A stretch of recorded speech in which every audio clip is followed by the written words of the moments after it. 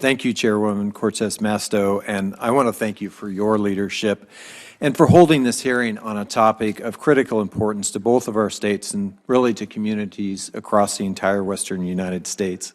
I'd like to start by asking unanimous consent to submit for the record a number of letters from conservation groups, outdoor recreation organizations, and hunting and fishing groups in support of the Clean Energy Minerals Reform Act. Without objection. The law that governs metal mining on most public lands in the West was written in 1872, more than 150 years ago.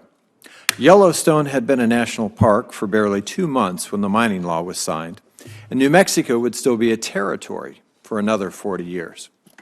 We've learned a lot since 1872, how to manage public land for public benefit, how to conserve habitat for sustainable fish and wildlife populations, how to protect our drinking and irrigation water from toxic pollution, and how to ensure a fair return for the commercial development of resources that belong to the American people. And yet, our hard rock mining law remains stuck in the 19th centuries, right when we need to build the clean energy technologies of the 21st century. The 1872 mining law charges no royalties for mining federal hard rock minerals. It provides no mechanism to clean up old mines that pollute our rivers and streams. And it provides no way for communities to identify places that are simply inappropriate places for a mine. If you mine coal that is owned by the American people, you have to bid on a lease, pay a royalty, and pay into a fund that cleans up old abandoned coal mines. Hard rock mining is not responsible for any of this.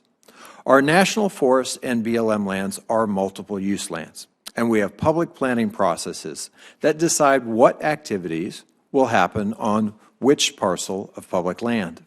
Recreation, grazing, transmission lines, pipelines, wildlife habitat, wilderness, oil and gas development, hunting and fishing, all of these are weighed and balanced in the public planning process. But because our mining laws are still a holdover from the Homestead era, hard rock mining is exempt from this entire process. Unless there's a specific withdrawal of the land from mineral development, hard rock mining takes priority over all other uses of public land. All public land users deserve to be on equal footing with companies that want to mine on our public lands. We need responsible mineral development in this country, and public lands can play an important role in that development. But we can't do that with the outdated law that we have on the books. Mining law reform can finally bring public land mining into the 21st century and provide the minerals that we need for the energy technologies of today. Chairwoman Cortez Masto, I look forward to working both with you and all of our colleagues on this committee to figure out how we can make our mining laws work for today's needs. And thank you again for holding this hearing.